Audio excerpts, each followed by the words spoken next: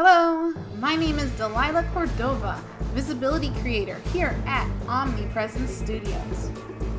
We expose the world to our interviewees' unique products, services, and books, and we also help in their journey to go from undiscoverable to visible in a digital world. I am currently on a mission to conduct 100 author interviews, and we're talking about all things books, from publishing to new authors, and don't forget, marketing. I would like to welcome you to our show, Marketing and Coffee, where authors come to get inspired and experience. Hey authors, you finished your manuscript. What do you do next? If you would like to learn more about being featured on my show, go to marketingandcoffee.com. And without further ado, meet our next awesome author. Check your camera. We are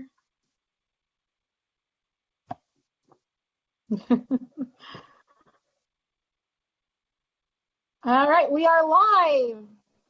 Hey there, everybody. It's Delilah Cordova here, and I am here again for another awesome author interview. And today I have with me Kevin Eastman. Kevin, say hi. Hello, everybody. Hello, everybody. And today we are going to be discussing his book, Don't Gamble on Life Improvement Until You Shift the Odds. And I want to also note that if you're an author who is in need of getting started and wants to participate in an interview, I am looking to conduct 100 author interviews. And I am about, when I say 25, almost 30, maybe 40% the way. I got to count my numbers. I haven't counted today. But I am getting closer and closer every day, and I am so excited to meet my goal. So if you need an author interview or you are looking for someone to discuss your book and go live with you, I'm your girl. So go ahead and contact me. Those who are in, look, we already got people showing up. Hey, Jim Peters and Sherry Holloway. Thank you guys for showing up tonight. If you guys have any questions, any comments, concerns, anything, make sure you please drop them in the comments, and then also let us know where you're from. And yeah, Kevin Eastman, I'm going to let you go ahead and tell us more about you and about your book. Oh, okay. Well, I guess it's my turn. Well, my name is Kevin Eastman. I am a retired Air Force veteran. I spent 24 years in the Air Force and been retired for about 5 years now, and decided to go back to grad school and finish up my degree. And in the process, I wrote a book. Isn't that what we all do when we get out of the military? Go to grad school, write a book. No, I'm playing. So, tell us more about the book. Oh, the book is, if it's okay, I can show everybody an image of it. It's actually called Don't Gamble on Life Improvement Until You Shift the Odds. And what it is, it's actually a self-development book. A lot of people like to call it a self-help book, but I don't refer to it as, because in my opinion, it does not provide help. What it does, it provides people a way to look at things that they already have inside of them and help them develop. So it's more development than it is help for me. So to me, I think it is it's fun and engaging, but it also is challenging. It's going to challenge the reader's thinking process on a lot of different avenues or a lot of obstacles that we face in life. I go through a lot of different things in there and try to easily explain it as to why they're in the way, so to speak. So, that sounds interesting. So how did this book come about? Well, actually, the book came about because of my own life, believe it or not. I sat back and I was running into obstacle after obstacle and wanted to figure out why these things were happening. And once I decided to sit down and really give it some thought, I came up with the idea that it wasn't everybody else that was holding me back. It was up here. And once I decided to get this fixed, everything else fell into place. And you know what?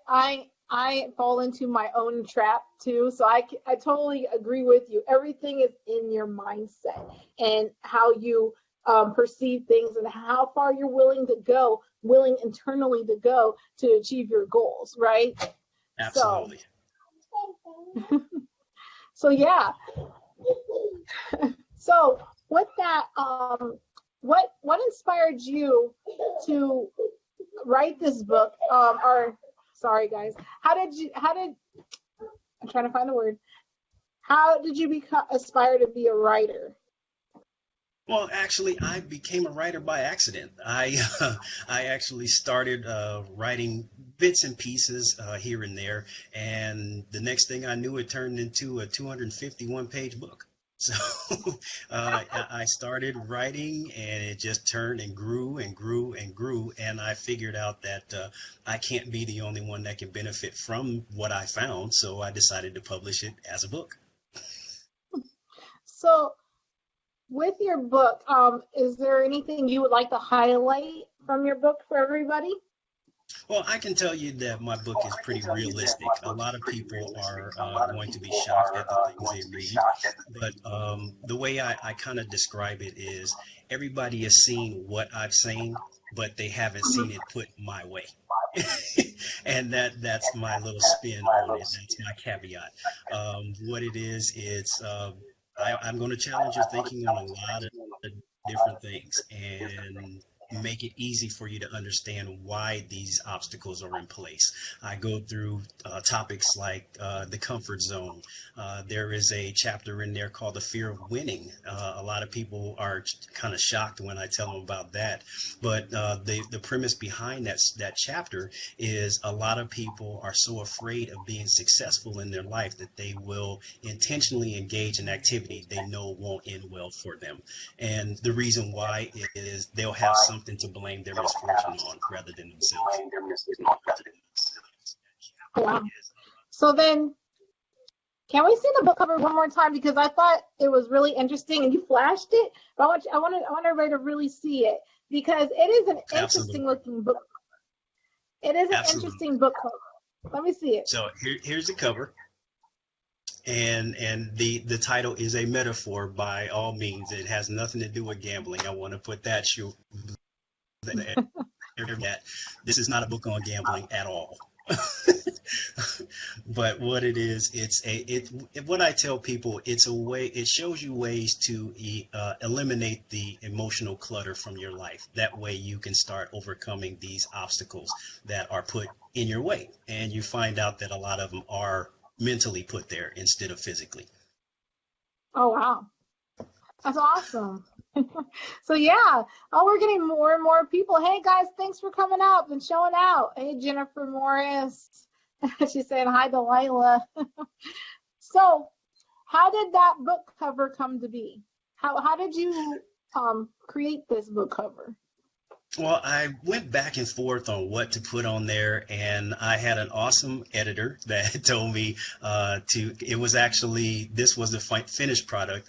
It actually was a lot busier at first. I had a gambling table on it, and then one of my editors, she said, you might want to tone that down a little bit so people don't get the wrong impression about what's inside the cover. So we settled on the pair of dice as a metaphor for gambling with your self-improvement, and voila, there it is. Beautiful, beautiful. All right, so what are common traps for aspiring writers? Well, I finished this is my first book, obviously, so I can only speak from my experience. But for me, I had an internal battle while I was writing it. It was sparked by self-doubt. Throughout the process, I was wondering, was it good enough? Will anybody read it? Those types of things. And I went back and forth, even up to the point of publishing. And I actually had an author friend of mine that actually put it into perspective for me.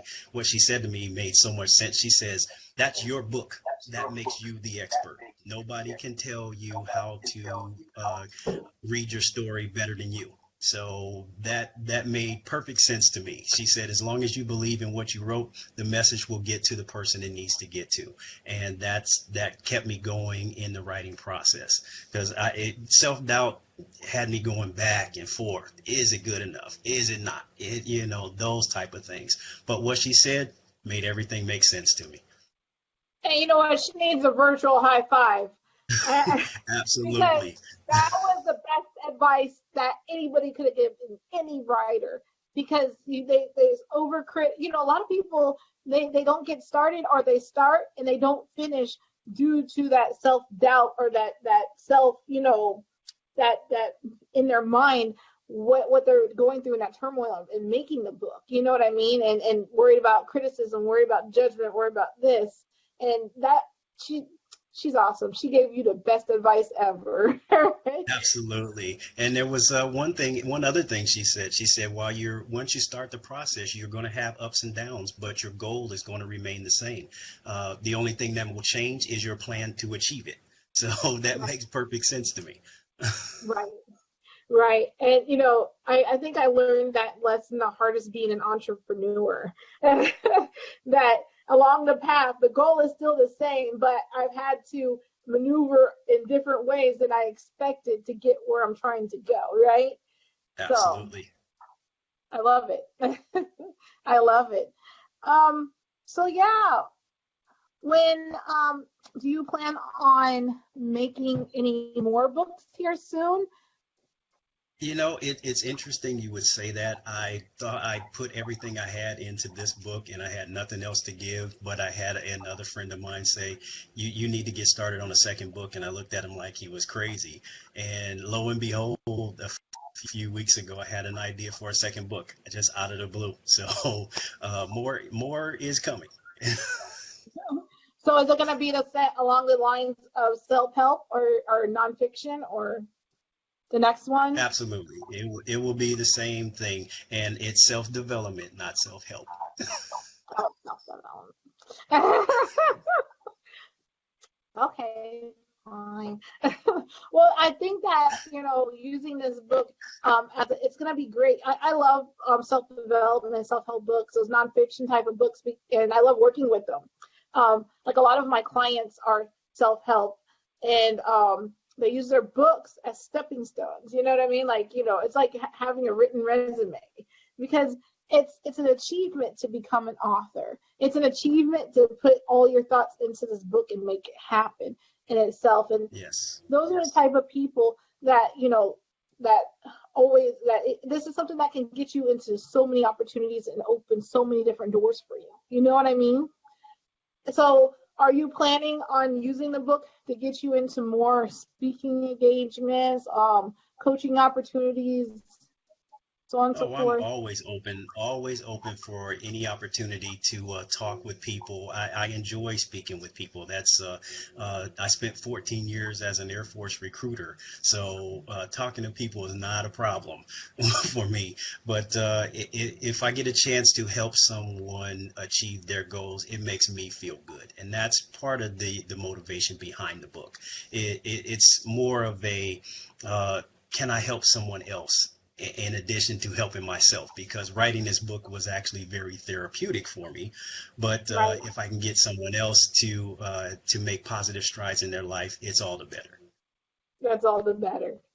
That's what it's all about at the end of the day, is helping one another, right? So Yes. what does literary success look like to you? Well, for me, I like I said, in the questions you sent me earlier, I wrote my book with the intention of helping people make positive adjustments to their life. If it can help one person, then the book has done what I designed it to do. The more people it helps, the better it is.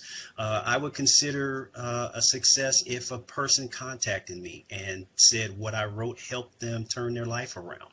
I had to go through a lot to change my own life, and had a lot of people that contributed to that change for me. So, some of them don't even know the amount of influence they had on me, but they were influential nevertheless. Right? Beautiful. So Yeah, we got a lot of people. Look, they came out to show out for you. And then we got John Dill. He says he finally made it. Welcome, John Dill. And he Hello, says John. that he says he got good advice and once a writer, always a writer. You so right, John. And then Jennifer, she's saying that writing is very therapeutic for her as well. Yeah, nice. Hey guys, thanks for showing up. So, with that, if you guys are enjoying the broadcast, make sure that you are sharing. Oh no, sorry y'all. We gotta edit this out. Excuse me, y'all. Bye. What's going on? Hello. Anyway, so I apologize. No problem. So, what is the best way to market your books? I really think it's going to vary from book to book, but in my opinion, there's no better way to market your book than standing there and talking to people about your book. That way, the potential reader can talk directly to you, and you can emphasize portions of your book you want them to be excited about. Face-to-face contact is invaluable when it comes to marketing a book, in my opinion, because words can only say so much, but if a person sees your face and the excitement you have about your book, it may make them excited as well. Exactly. And along with that, getting out there and handing, people always say to carry your books with you and to give them out as you're going around. But it creates that know, like, and trust deal, right? But it's not like an online version of know, like, and trust. It's like in person. And I believe that a lot of my best in-person opportunities happened in person, right? So I can only imagine, like, if I had a book like you have right now and I had, people that I was speaking with and I showed them that book, not only more opportunities I have open for me. So right now I gotta. Well, as a nonfiction author, I have the challenge of trying to convince someone that they may need to alter their way of thinking when they're convinced that their way of thinking has been working. Well, the thing is, you don't want. It's like trying to sell them, right? You're trying to convince them. You gotta manipulate that a little bit. Like, you gotta be around. You gotta be persuasive. You gotta learn some. You gotta do persuasion, because nobody wants to be convinced that they're wrong. Exactly. I don't like to be convinced that I'm wrong. Well, it's not necessarily being wrong. It just means you may have to look at a different point of view. And that's the hard part, because we want our way to be right. Well, I learned a long time ago that you're not right all the time. And when you're not, you have to own it. And that's where I had the downfalls in my life. I refused to accept that I could be wrong until I accepted it, if that makes sense. I don't think anybody can accept when they're, well, I mean, they probably do, but me, it's hard to admit. So, nope, I was right. So you would have to, I'm the type of person you would have to manipulate into convincing that I'm wrong. Well, maybe you need to read this also. Possibly. I got a stack of books to go through. I will definitely put that on my list. So, yeah. Hey, Lula Bowens. She has joined us. Hey, Lula. She's saying, good evening, beautiful people. And John Daly says, he said, don't apologize for my children. Man, they bad. Oh, I got hamsters in my vent under the house, and I can't get them out. They've been in there all night. I'm like, how did they get out of the cage? I can't get them out. Anyway, that's another story. And then he says that John Dill says, not that they're wrong, but they need additional tools. Exactly. And that's what this is. This is a tool. You may not need to change anything in your life, but then again, you may need to change a lot of things, like I found out. And then John Dill also says you can't help anyone who doesn't believe they need help. And that's absolutely true. That can backfire. I've had situations where I tried to help somebody and then it turned around and backfire on me, and then I become the one like the bad person for them. And it's like, I would like, you're trying to, what did she say? She said, you're trying to control me. I'm like, I'm not trying to control you for nothing. You just don't like what I'm saying. And that's the problem. If they don't like what you're saying, they don't want to hear you. Right, right. So what period of your life do you find you write about most often? Child, teenager, young adult, adult? Well, believe it or not, as a self-development writer, I go through a lot of different examples of my own life in the book, and it goes anywhere from childhood all the way to young adult. So I encompass all of those periods in the book that I've written. So a lot of things I've learned from my parents growing up, from supervisors as adults, in the Air Force and things like that, and also bonehead conversations I had and decisions I made when I was a teenager as well. So The bonehead comment. The stubborn conversations with your parents. absolutely. Right? I Yeah, know everything because you've never been a teenager before, so you don't know what you're talking about. that was me. I was very boisterous and very strong-willed and stubborn. And now I'm like going through it with my kids, and I'm like, I was horrible. I was bad. I was. I don't wish teenagers on anybody.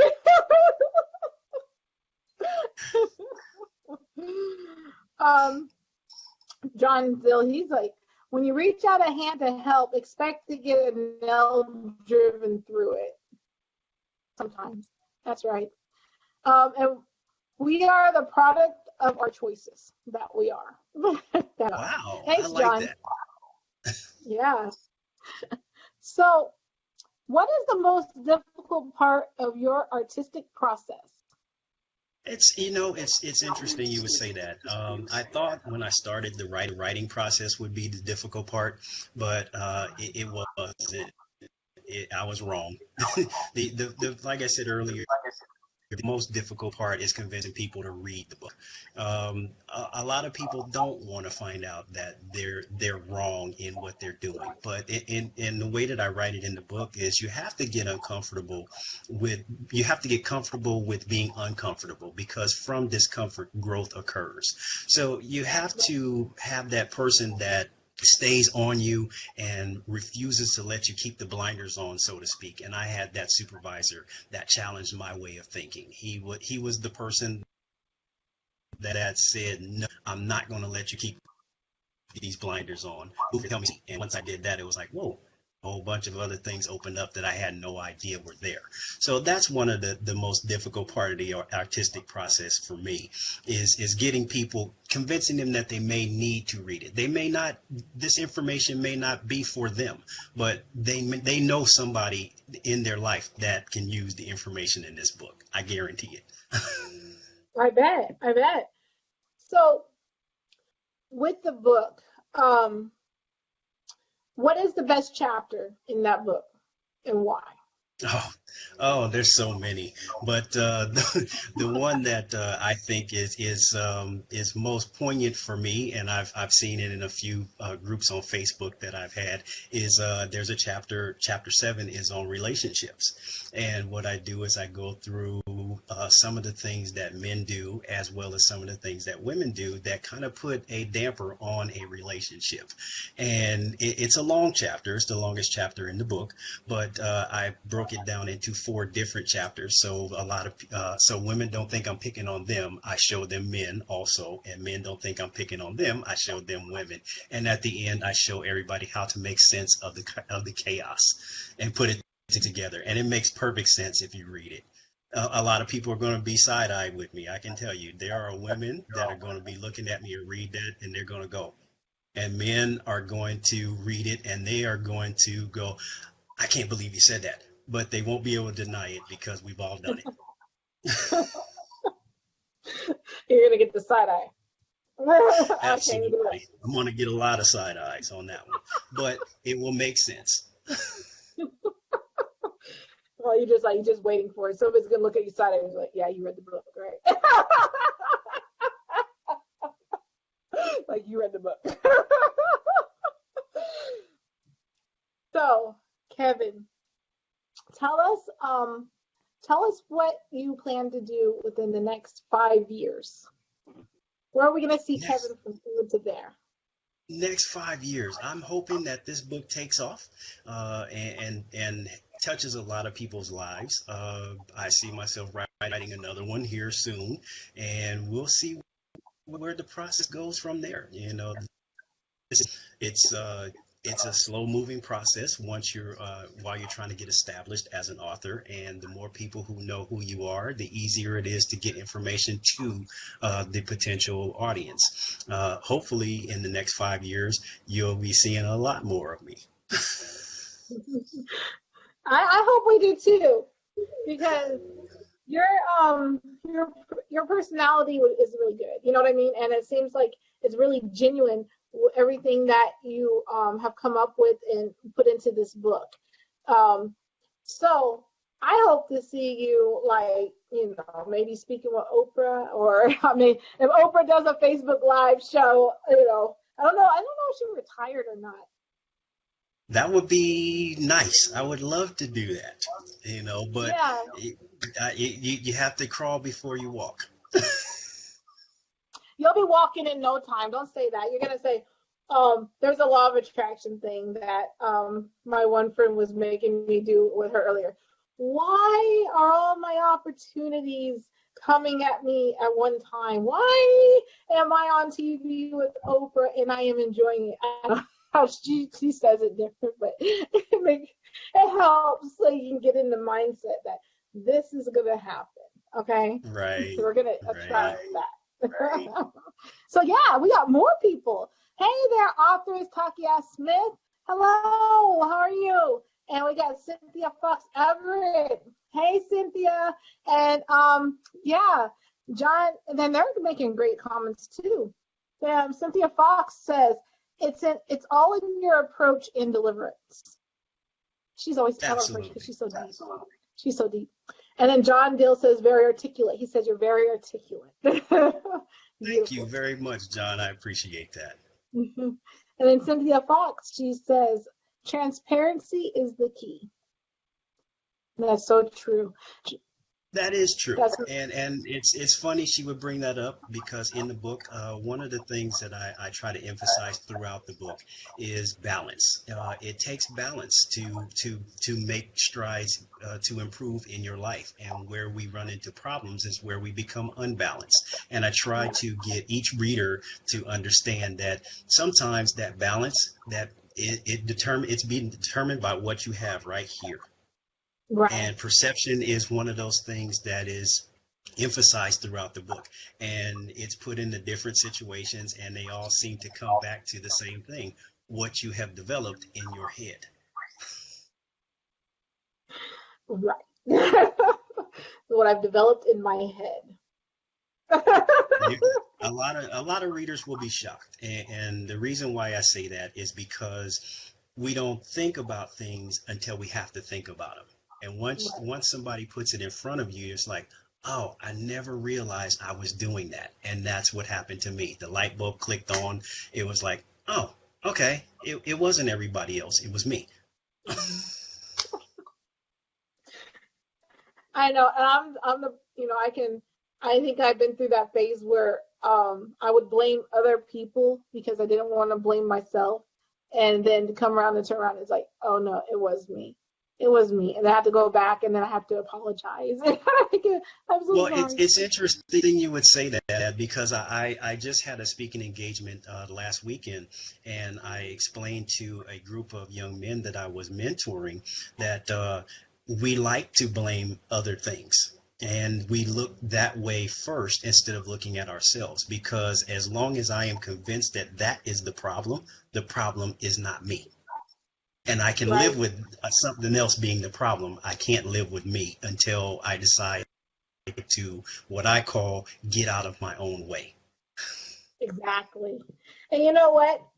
And that, a lot of people say, oh, well, you got to shift your mindset and this and that. But getting out of your own way is a hard shift.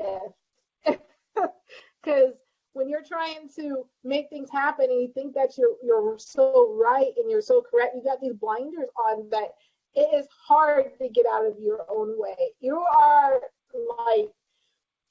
your own worst enemy in getting out of your own way and letting things happen. Absolutely. Absolutely. And one of the funny things is when you're in that mindset, it's hard to get out of it. But if you think about it in a logical sense, decisions in themselves are very easy because it boils down to either you're going to do it or you're not. So the Right. decision itself is easy. Living with the consequences for that decision is where the conflict comes in. Exactly. Exactly. So don't kick yourself in the rear end when you let the opportunity slip by because you didn't act. Mhm. So yeah. So John Dill, he says, exactly, he couldn't agree more. And then Lula Bowens, yes, perception is what makes most people not want to hear the truth about them to improve. And that's true. Well, that's an interesting comment that she said, and I All right. actually cover it in the book. Believe it or not, I cover truth. A lot of people don't realize truth is a hard pill to swallow because it has a well-known ability to absolutely crush somebody's beliefs. So Yes. people dance around the truth a lot or tread lightly on it because what we want to do instead of accepting truth for what it is, we try to manipulate it into something we will accept. Right. I like the way you put that. We'll manipulate it into something we accept.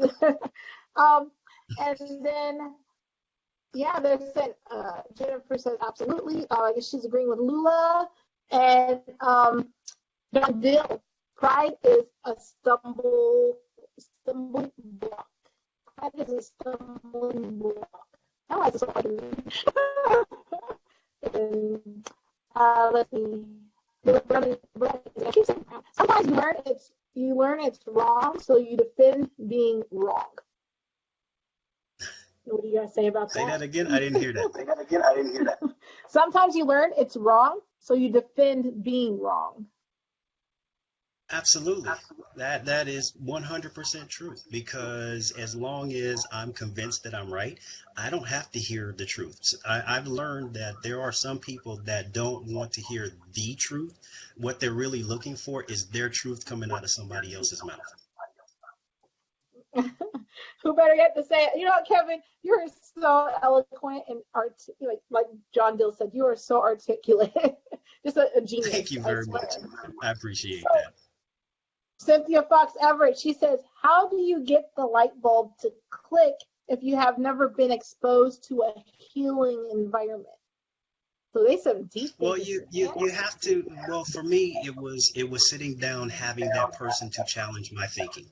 I was told, no, you're not going to continue doing what you're doing, and I had to ask a lot of why questions. Why are you doing that? And when I came up with, I don't know, it made me start looking into things more deeply as to why I was doing the things I was doing.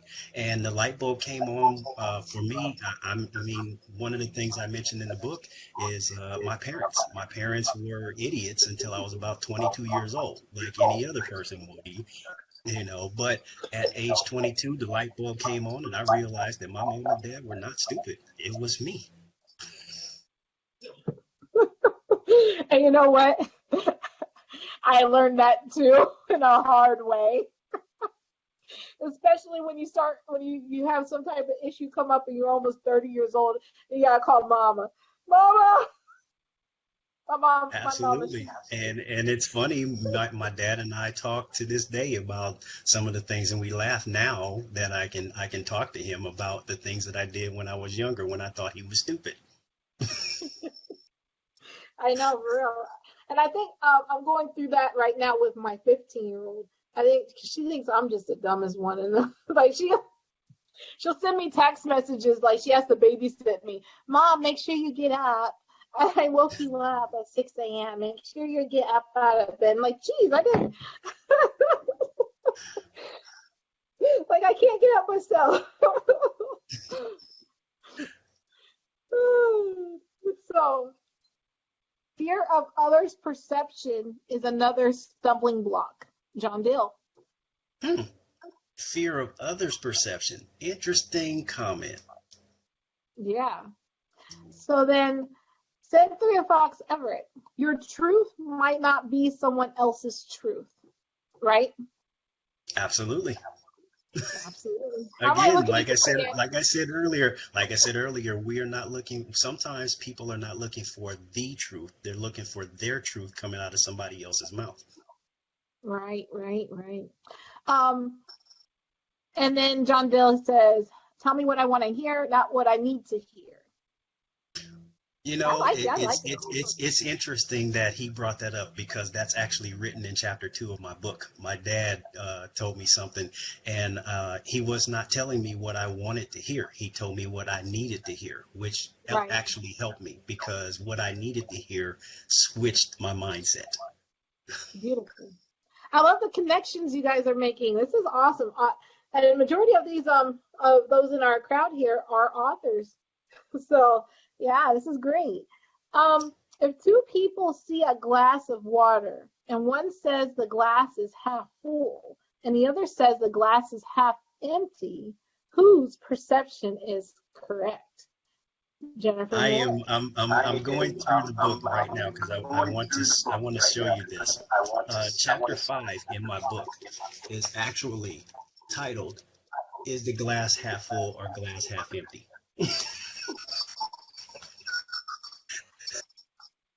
He thought he was ready. Let me get that chapter 5. I got it in here, yo. You guys gotta get the book. And Got it it all. that and actually that chapter is all about perception. It deals with the amount of emotional weight that you assign to a situation will dictate the magnitude of your reaction to that situation. And I end that chapter by saying, is the glass half empty or half full? It depends on your perception, but why waste the time debating it? Drink it and you eliminate the problem. Then it's empty. John So Dill I, said, I'm not a glass half empty or glass half full. I'm a problem solver. I'll drink it. beautiful. John Dill said, somebody read your book. And Jennifer Morris is like, wow. You guys. All right. So your book, is it self-published or traditionally published or hybrid published?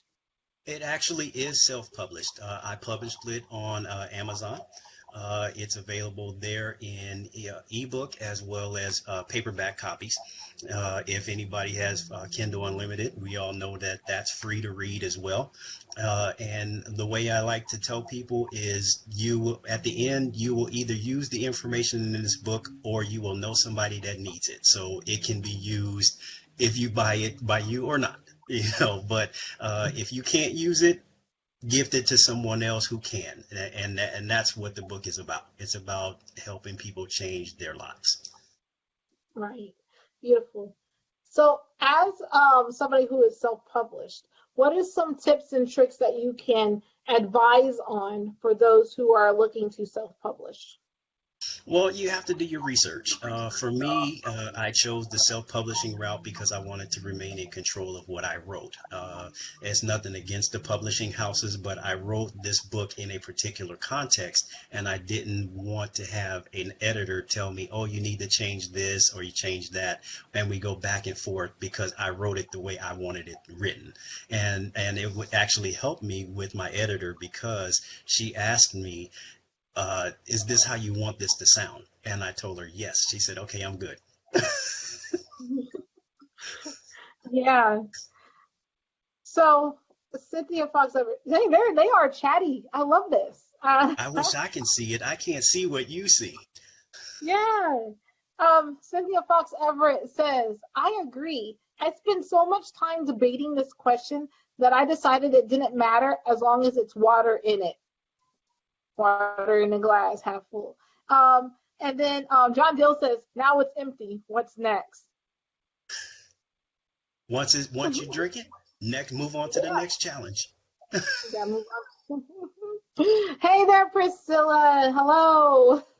Thanks for joining us.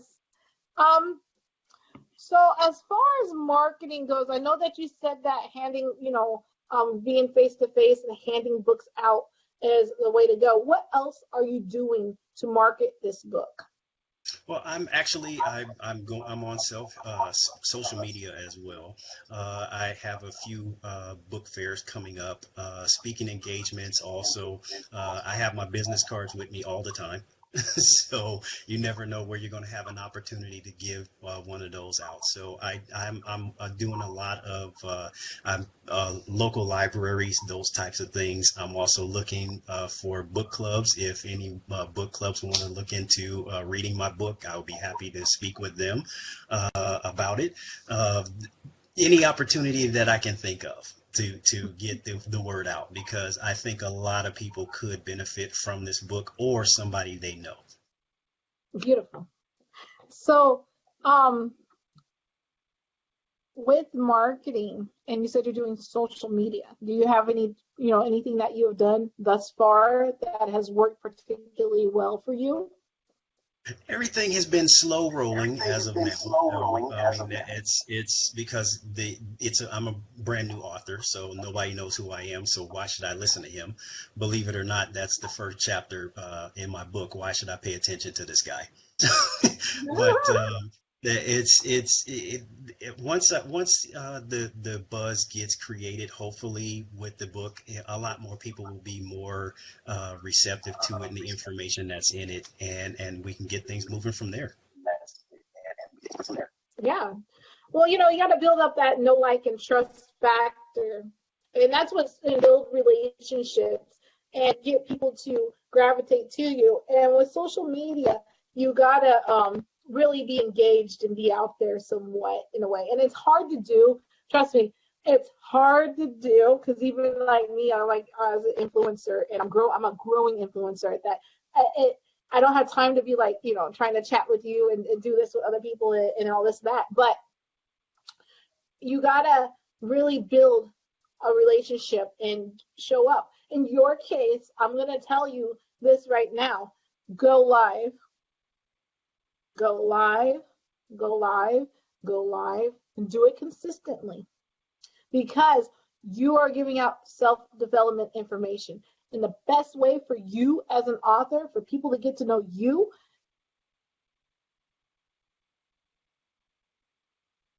did I lose somebody? I don't know, it started all over on me. I guess, I don't know if I glitched out or you glitched out, but hey, we're back. But that's my advice, because you're going to get a broader reach. Facebook's going to throw you out there, and the more you do it consistently, the more you're going to get back in return. And people are going to start gravitating to you. Just like what I'm doing now, right? Make it happen, Kevin. So, authoress Takia Smith says, please send me the link. I have a great following. Yeah, once we're done, Takia, I'll have him go ahead and drop his links in the comments below. And, come back and get them. And if you're on the replay, make sure you go back to the beginning, because this was an awesome episode. Hey, we got Michael Ogier in the house. Michael. Somebody you would probably want to follow as well, because Michael is in self-development and self-help with law of attraction. So, and he's Michael. He's my bestie. So, yeah, go check him out. I know we had a glitch there, Dill. I don't know. So Cynthia Fox Everett says, you have a great voice for going live with, and this great smile. So that means, you know what that means? People want to see more of you. People want to see more. Well, I appreciate that, and I will start doing that. That's awesome advice. Yes. All right. So you guys, we've been at this for about an hour, and I appreciate everybody who did show up and show out and gave us hearts and commented and participated. This was an awesome live. I want to say maybe one of the best ones ever. I'm so excited. Like, you see me over here, I'm like, thank you so much, and I appreciate it. So, Kevin, do you have any ending words or anything you would like to leave us with? Just if anybody is interested in the book is called "Don't Gamble on Life Improvement Until You Shift the Odds." It is available on Amazon in ebook as well as paperback. I am on Facebook as well. I am on Twitter. Also, just try to spread the word around because we all know people that need direction in their life, even though they don't know they need it yet. Right. Awesomeness. All right, you guys. Thank you all for coming, and I hope you all have a great Friday evening. Bye. Hashtag support your author by leaving reviews. You can visit this author's book at the link above. Make sure to subscribe and ring the bell to receive our notifications.